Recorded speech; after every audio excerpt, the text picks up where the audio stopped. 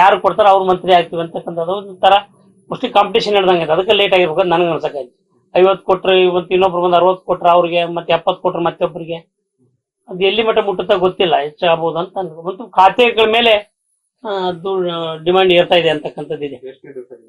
Mostly ನಂಗೆ ಅನ್ಸ್ಬಿಟ್ಟಿಗೆ ಅವ್ರು ಹೇಳ್ದಂಗೆ 100-150 ಮೇಲೆ ಹೋಗಿರ್ತಾರೆ. ಬಹುಶಃ ಅದ ಲೇಟ್ ಅದಕ್ಕೆ ಈ ಕಾರಣ ಕೊಡ್ಬೋದು ಅವ್ರದ್ದು ನಾನು ಅನ್ಸುತ್ತೆ. ಅದು ಬಹಳಷ್ಟು ಜನ ಸೂಟ್ ಕೇಸ್ ತಗೊಂಡು ಎಲ್ಲಿಗೆ ಹೊಂಟಾರ. ಅದು ಇವತ್ತು ಬರಗಾಲ ಬಂದಿದ್ದೆ ಹೇಳಿದೀಗ ನಾವು ಕ್ಷೇತ್ರದಲ್ಲಿ ಇರ್ಬೇಕು, ಕ್ಷೇತ್ರದ ಜನರ ಸಮಸ್ಯೆಗಳನ್ನ ಆಲಿಸ್ಬೇಕು. ಅದನ್ನ ಬಿಟ್ಟು ಇವತ್ತು ಬರೇ ಡೆಲ್ಲಿಗೆ ಹೋಗ್ತಕ್ಕಂಥ ಕೆಲಸ ಆಗ್ತದೆ ಎಲ್ಲ ಎಮ್ ಎಲ್ ಅದು ಸೂಕ್ತ ಅಲ್ಲ. ಒಂದು ಫುಲ್ ಫ್ಲೆಡ್ಜ್ ಸರ್ಕಾರ ಇದ್ರೆ ಏನಾದ್ರು ಮಾಡೋದಕ್ಕೆ ಸಾಧ್ಯ ಆಗ್ತದೆ. ಇವ್ರೇನು ಗ್ಯಾರಂಟಿ ಕೊಟ್ಬಿಡ್ತೀವಿ, ಜನ ಎಲ್ಲ ಬಹಳ ಖುಷಿಯಾಗಿದ್ದಾರೆ ಅಂತಕ್ಕಂಥ ತಿಳ್ಕೊಂಡೆ. ಇವತ್ತೀಗಾಗಲೇ ಶಿವಕುಮಾರ್ ಬಂದ ತಕ್ಷಣ ಅದನ್ನ ಮರುಪರಿಶೀಲನೆ ಮಾಡ್ತೀವಿ ಅಂತ ಹೇಳಿದ್ರು. ಮರುಪರಿಶೀಲನೆ ಪ್ರಾರಂಭ ಮಾಡಿದ್ದಾರೆ. ಹಲವಾರು ಜನ ಅದಕ್ಕೆ ವಿರೋಧ ವ್ಯಕ್ತ ಆಗ್ತಿದೆ. ನಾವು ಸದನದಲ್ಲಿ 5,000 ಕೋಟಿ ಏನಾಯ್ತು 3 ತಿಂಗಳು ಹಾಕಿಲ್ಲ ಅಂತಕ್ಕಂಥದ್ದು ಕೇಳಿ ಅದ್ರ ಬಗ್ಗೆ ಇವತ್ತೇನು ಅವರು ಚಕಾರ ಎತ್ತಾ ಇಲ್ಲ, ಅದು ಮರೆಮಾಚ್ತಕ್ಕಂಥ ಕೆಲಸ ಮಾಡ್ತಾ ಇದ್ದಾರೆ. ಮತ್ತೆ 2 ತಿಂಗಳದ್ದು ಆಹಾರ ಧಾನ್ಯಗಳನ್ನ ಹಾಕಿರಲ್ಲ, ಅದ್ರ ರೊಕ್ಕ ಏನಾಯ್ತು ಅಂತ ಕೇಳಿದ್ರೆ ಇವತ್ತಿಗೂ ಉತ್ತರ ಇಲ್ಲ.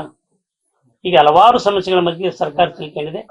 ಬಹುತೇಕ ನಿಮ್ಗೆ ಆದ್ರ ಮಾಡಿ ಆಗ್ಲಿಕ್ಕಂದ್ರೆ ಕುರ್ಚಿ ಬಿಟ್ಟು ಜನ ತೀರ್ಮಾನ ಮಾಡ್ತಾರೆ ಅಂತಕ್ಕಂಥದ್ದನ್ನು ನೀವು ಪರಿಷ್ಕರಣೆ